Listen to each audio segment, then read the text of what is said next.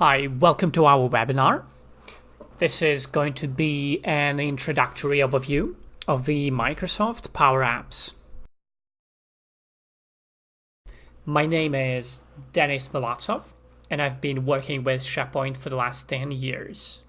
I love automating everything, including development and deployment processes. PowerApps became generally available in October 2016, almost 2.5 years ago, and was a highly anticipated InfoPath replacement.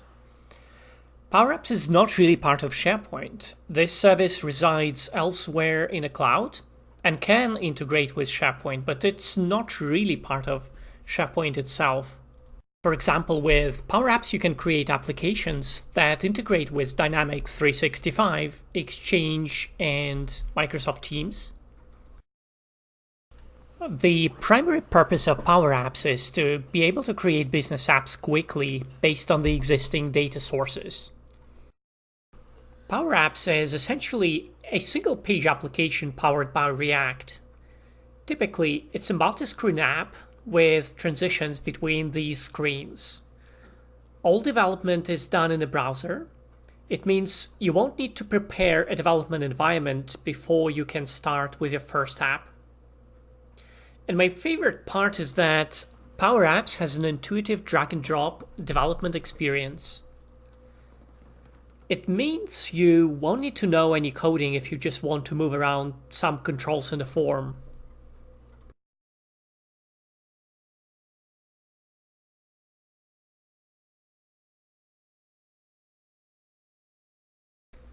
Last time I checked, PowerApps had around 239 connectors. These connectors allow PowerApps to integrate with SQL Server, Microsoft Graph, Azure, Exchange, OneDrive, Salesforce, and so on and so forth. And this is the main reason it is difficult to even compare PowerApps with something like InfoPath. If you want to browse through the full list of connectors, you can go to View, Data Sources, add a new connection. And as you can see, the number of connectors is quite large, and it keeps growing.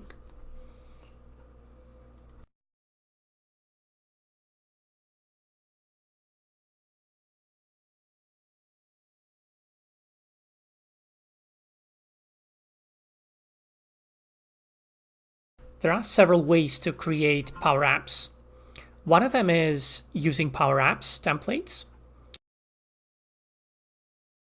And I'm going to open web.powerapps.com. If you've never done this before, you can activate a free trial license to play around with PowerApps. I'm gonna click Create, and then let's select a leave request template. It's asking for an app name and a page layout type. I'm gonna call it leave requests, and the page layout will be tablet. Let's give it a few moments to generate our app. Sometimes it might take up to a minute. Then click Allow to give permissions to use the connectors.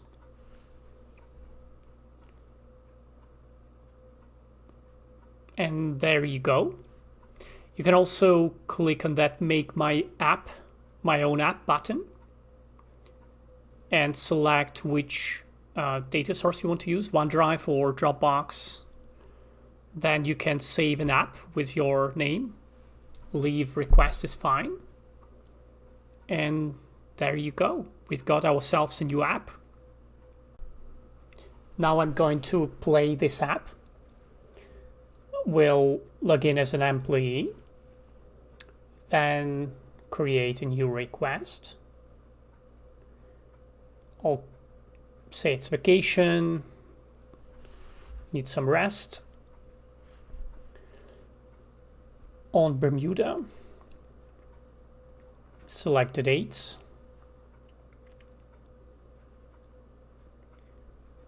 And the request is submitted. If you remember, I said that PowerApps is a multi-screen application typically, and this is what I meant by that.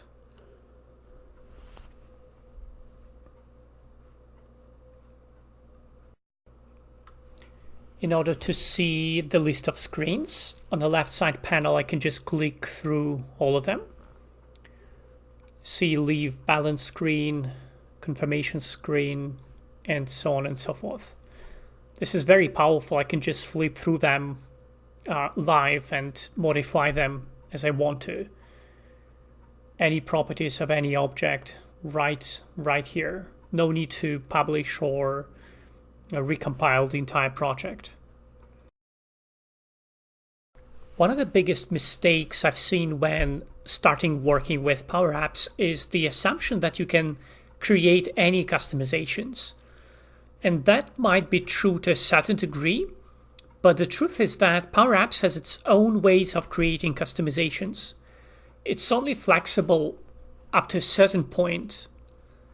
There are some limitations you need to be aware of. Experienced web developers might be surprised to find out that there is no way to write custom JavaScript or even CSS.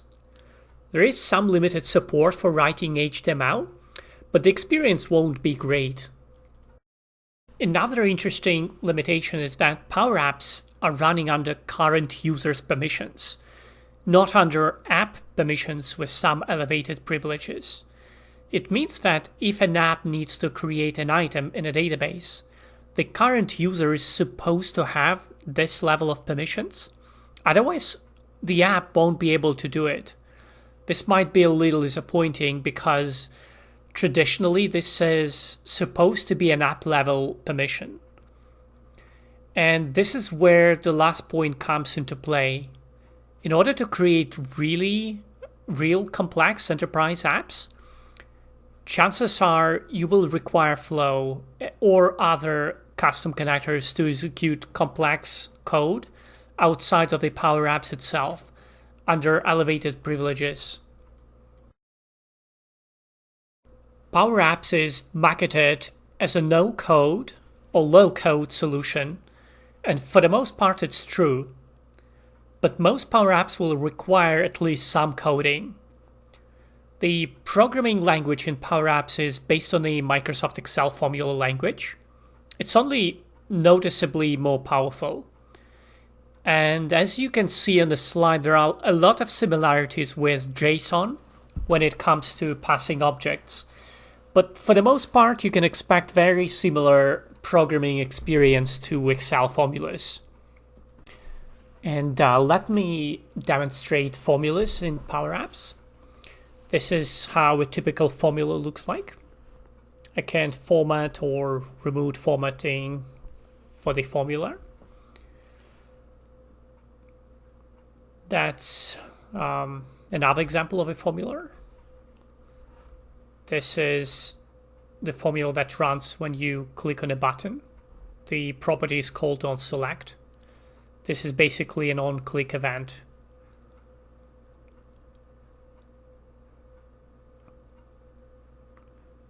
And let's see what's the formula for this button is. So here we see that we assign two variables, manager view and request type filter, and we navigate to a home screen. Everything in PowerApps is a formula. All of these properties in the right side panel are formulas. Even if it looks like a number or a toggle box, it is a formula. It could be a complex equation, or it could be just as simple as 1 or 2 or 3 for size or width of the object. Display mode looks like a drop down, but again, it's also a formula, which is great.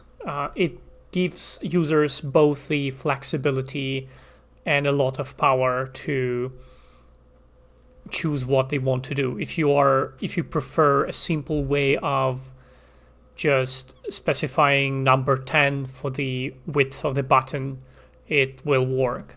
If you want to make it more dynamic and say the width of the button will depend on the language selected, and say for French this button should be 20 pixels instead of 10, that can be arranged because PowerApps allows for that. One of the biggest problems with any new technology is fear that you are adopting something too early. There is not enough documentation, there is not enough experts who can help you out if something goes wrong. The reality is that PowerApps is a mature service with a large community. When we were developing our first complex Power App for a period of 4 months, I had to use PowerApps forum quite often, and typically I was able to connect to the experts who would be able to help us. I have also started answering questions on the same forum to help others with their apps. And both documentation and PowerApps itself are evolving rapidly, and you might not always be able to find everything in the official documentation, but let's say it's 99% of all you might need. The rest is covered by the forums and Microsoft support. My advice would be to at least look into PowerApps, especially if you already have Office 365. Chances are your subscription already includes the free version of PowerApps. And I want to mention that in case you encounter any issues with PowerApps, I highly recommend submitting a ticket to Microsoft. Typically, this support is included as part of your PowerApps or Office 365 subscription anyway. And by submitting a support request, you're not only helping out yourself, but potentially a lot of other customers that might face the same issue you are facing. Now, let me touch on the PowerApps licensing. If you don't already have an Office 365 subscription and you still use SharePoint on premises, PowerApps might not be a good option for you. It will be both expensive and not very user-friendly. Your users will have to go through the credentials prompts, and you'll have to spend some extra time setting up single sign-on, which will not be easy to do. However, the free PowerApps license is included in most of the Office 365 plans. This includes Business Essentials, E1, E3, E5. This so-called free PowerApps license is limited in functionality, but you should still be able to develop quite a few advanced apps with it. The next tier of licensing after the free PowerApps included in Office 365 are P1 and P2. P1 or P2 are required in cases we want to integrate with SharePoint on premises or to any other data source via the data gateway. Data gateway is a lightweight proxy server that is typically running within your internet environment and allows PowerApps and Flow to see your on-premises data sources, such as SharePoint or SQL Server. P1 and P2 licenses are also required for the users that take advantage of the premium PowerApps connectors. Premium connectors bring over additional functionality or an ability to connect to some extra data sources. Unfortunately, starting from February this year, it is no longer possible to perform REST calls from PowerApps and Flow within the free license, unless these are SharePoint REST calls. P2 license includes the ability to create and use model-driven apps. Model-driven apps don't require writing any code, and the apps you make can be simple or very complex.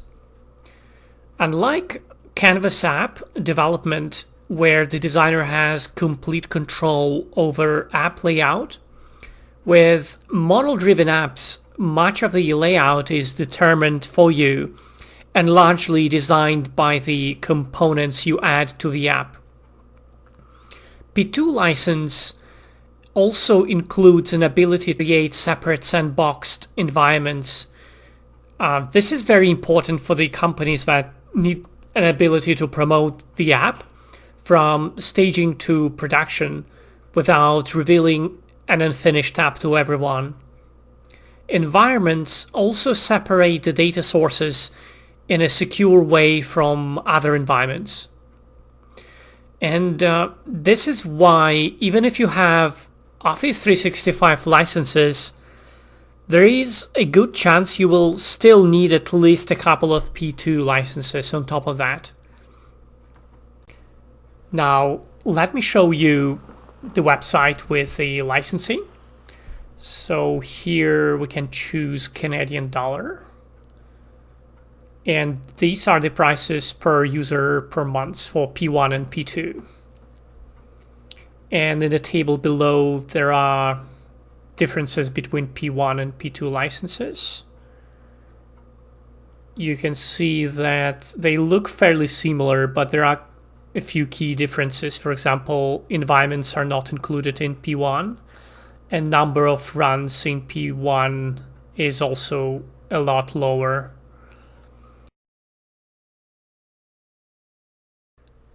There are other important differences that this table does not include, but at least it will give you some general idea.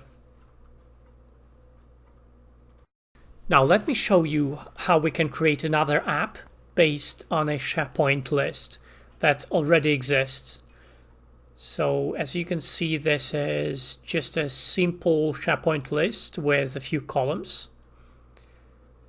Suppose I want to create an app based on this list, and I'll call it courses. Click create,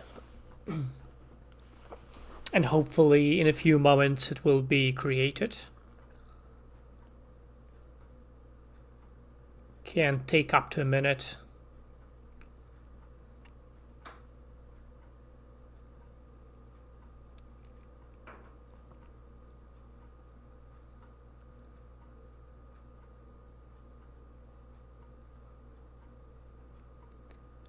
And it should be done any moment. There you go. So the entire app is built for us. This is a list form.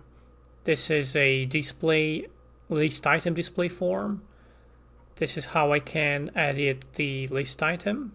And this is an edit form, obviously.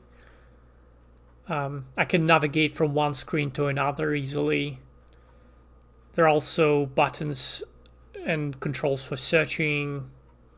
Can play the app right here.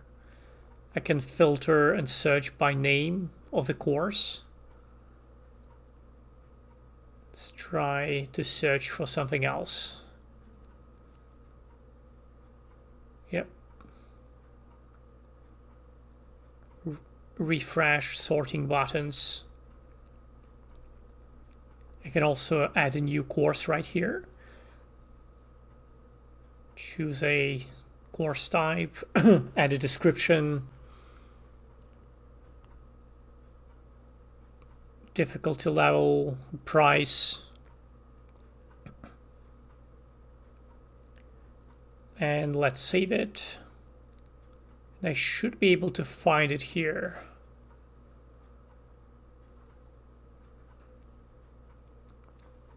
New course, there it is. I can also delete it. And as you can see, I've just created an app with a few seconds, which is really powerful indeed. So the app is ready, but it's not yet saved. So I'm going to do that. Save as courses. I think it already exists. Maybe I'll just overwrite it.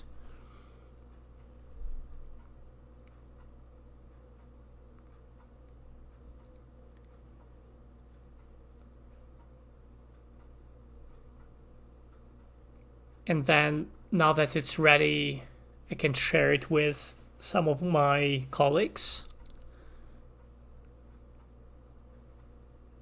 Can invite John and Kevin.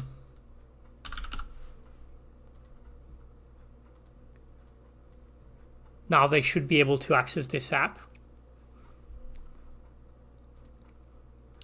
Also, I can get a link to this app. And if I send this link in an email or in a messenger, by clicking that link, my colleagues can access this app and play it. This app is also supposed to be available on their mobile phone, so they have iPhone or Android PowerApps app installed, and it will look just like that. I also want to embed this app as a web part on one of our pages in SharePoint. And in order to add this app to one of the SharePoint pages, I first need to find this app's ID, which is here. Just going to copy it. And I need a SharePoint modern page, which I have prepared.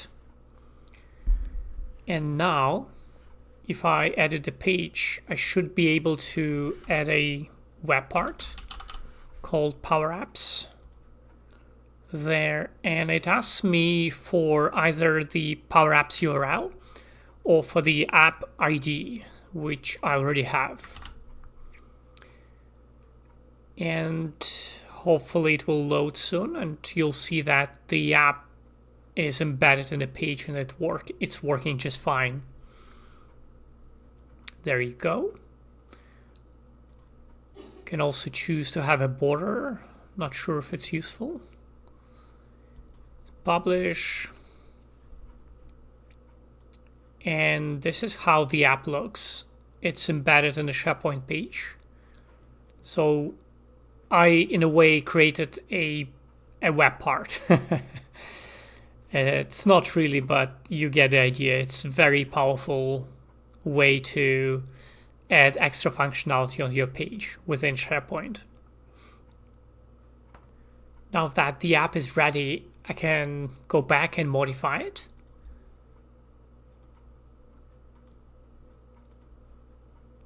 Can probably just change the text of the title to best courses. Just want to save it and see if the SharePoint page sees the difference.